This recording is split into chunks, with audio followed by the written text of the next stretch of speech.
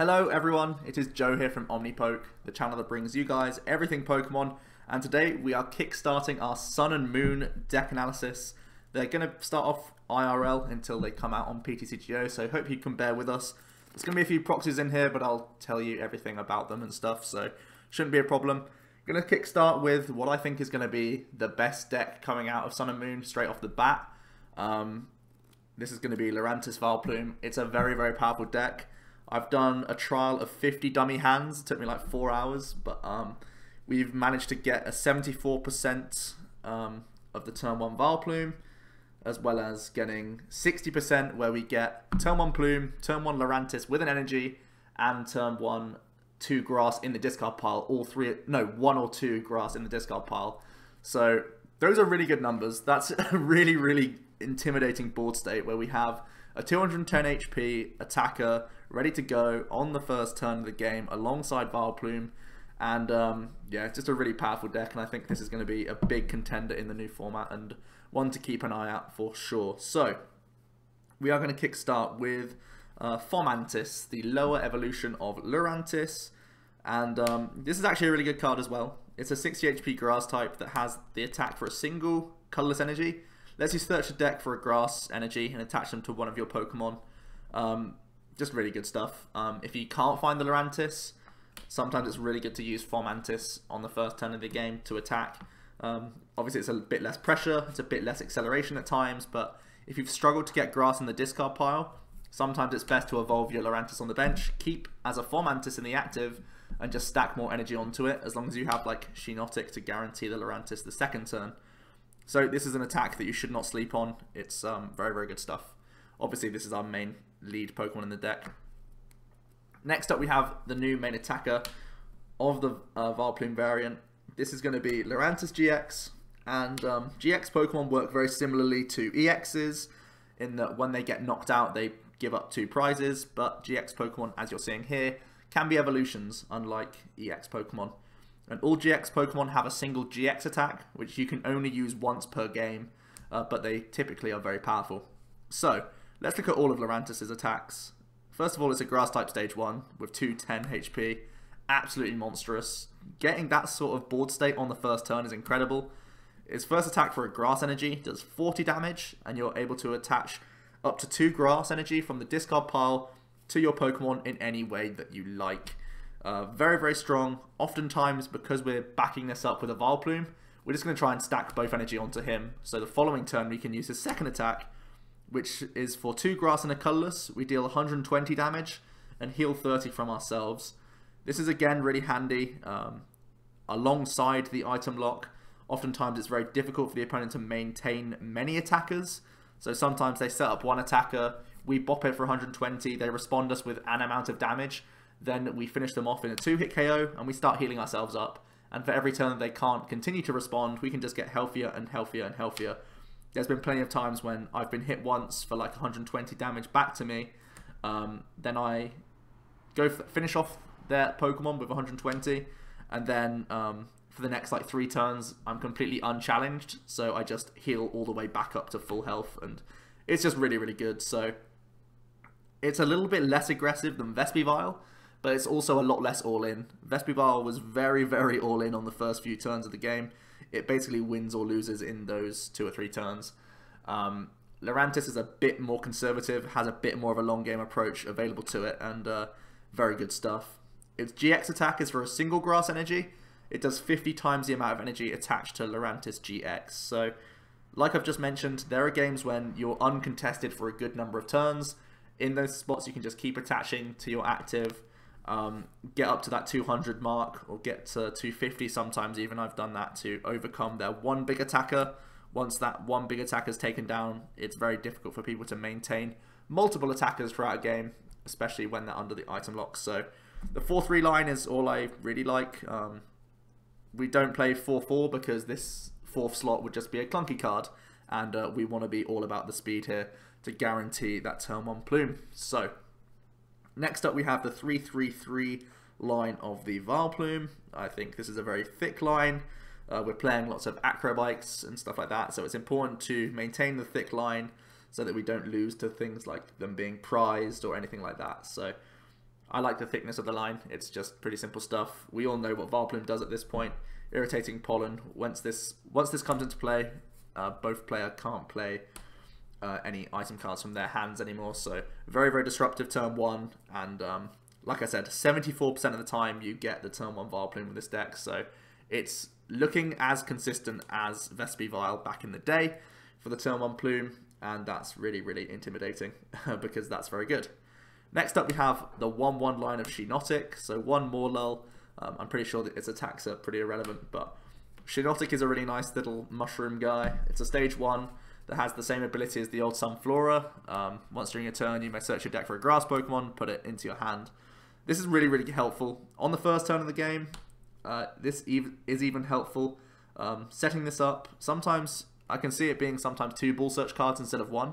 But if you naturally draw into one of these cards and you can just search the other one out, it's going to really help you out later on in the turn, because once you go for that Sycamore, it means that you have the backup of Shiinotic as an extra search card. And then throughout the game from then on, it means that you can guarantee that you get into another Lurantis later on in the game.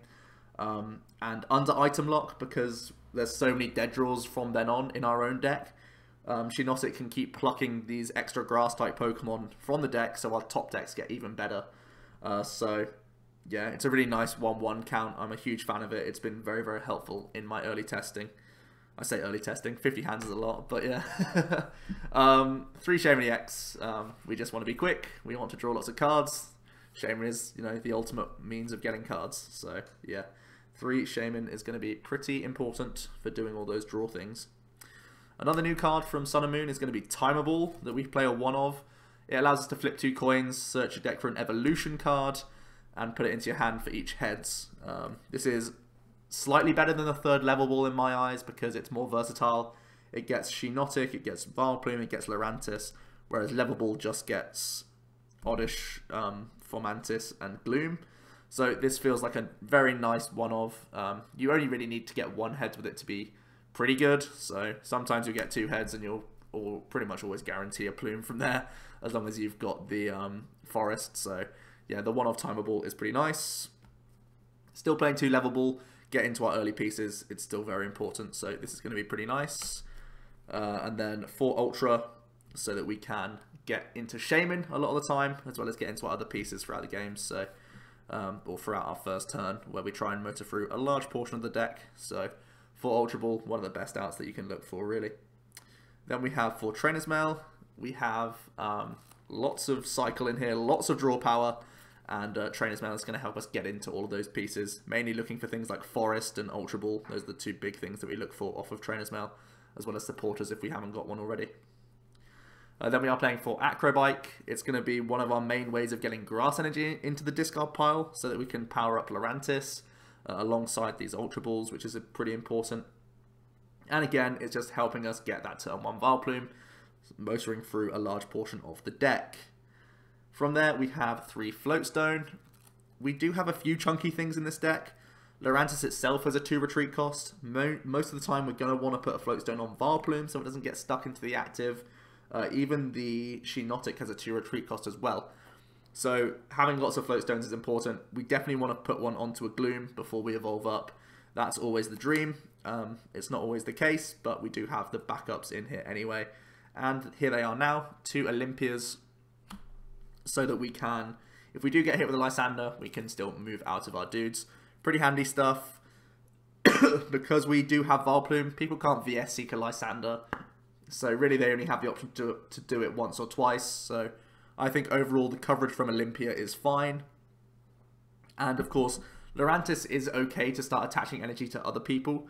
Like, you can attach 1 grass onto Shiinotic just to protect you, so that you're just an attach retreat away from moving out anyways. So I think 3 float to Olympia is plenty for protection from Lysander Stall. We are going to be playing 2 N. This helps us shuffle a bit of shuffle draw when there's something that we can't discard. For example, there's been a few turn 1s where I've had multiple Vileplumes in the hand, and you just simply can't Sycamore. And in these spots, N is really important. Additionally, we go quite aggressively with our own deck, so our deck size is normally like around 15 cards after our turn 1 plays, if we've done everything correctly and, you know, we've got a good setup going. So there'll be times when you have to end to make sure you don't deck out late on in the game. So that's pretty nice. And overall, he's just increasing the turn 1 supporter count so that we can make sure that we get a supporter turn 1 so that we can actually draw a lot of cards. The main supporter that we look for turn 1 though is of course going to be Sycamore. He just nets you the most amount of cards. Dump and draw is still pretty handy stuff. And finally, for Forest, you need to max this out because you need to find it ASAP so that we can start playing down all of our Pokemon and they're no longer clogging up the hand, so we draw more from Shaymin and all that good stuff. So yeah, that rounds out pretty much everything. From there, we just have 9 Grass Energy and very simple stuff really.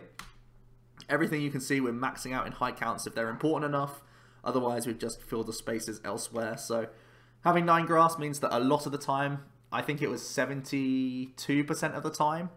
I'll put my little notes in the description for you guys to check out. I've done stats on how many times I got turn 1 Plume, how many times I got Lurantis+Energy, and how many times I got at least 2 grass energy in the discard pile. I think it was 72% where we got 2 grass in the discard pile. So that means that we can straight away attach 1 to Lurantis, and then from the discard pile we put 2 more onto it, so it's attacking with its second attack by turn 2. So very, very strong stuff. Obviously we have the Fomantis, which can help search them out as well if need be. So I think the 9 count is fine. I don't like playing any more really because they're simply dead cards when you're trying to cycle through the deck. But these are also enough that we can attack throughout a game. We can retreat manually with energies. If we don't have our Olympias, it means that we can maintain a good amount of Lurantises. We can pretty much keep 2 going throughout a game. I think that's all you really need to win games. And it means that we can commit enough to the active to go for a big GX attack also. So yeah, that is going to be my list, guys. I hope you enjoyed, and I encourage you to check out my little document with all the stats on it. It was fun to do. It did take a few hours though. Lots of solitaire, lots of shuffling up, all that good stuff. But I'd love to hear your thoughts on this archetype and the list. Are there anything that you would change? There's something in here that's missing quite clearly. I'm not playing any Lysanders in this deck. For my first 10 trial hands, or trial turn 1s, I did have 2 Lysanders in here. Ended up cutting them for like an N, and I can't remember what the other card was. I think it was actually 3rd Shaymin that I added. And the stats were slightly improved of getting the turn 1, and I think that's just the thing that you have to go for with this deck. It's just so good when you have that turn 1 board state that that's just what you go for really. Although I think in testing, having more Lysanders, or having Lysander available to you, could be important. Bunnelby as well as a card that I've debated a few times, but at the moment I've not pulled the trigger on it, mainly due to bench space more than anything else. But overall, I really like this deck. I think it's a huge contender in the new format, and I think it is towards the top of tier 1 and how good it is, because just a stage 1 with this amount of HP, this amount of firepower in the early turns, combined with item lock, and because it's just so consistent, is what I like the most about it. So yeah, let me know what you think about the archetype. Let me know what other decks you want to see from Sun and Moon. Plenty more coming at you. We've got plenty of lists ready to go already. So yeah, all good stuff. For now though, it has been Joe from Omnipoke, and I will see you guys next time.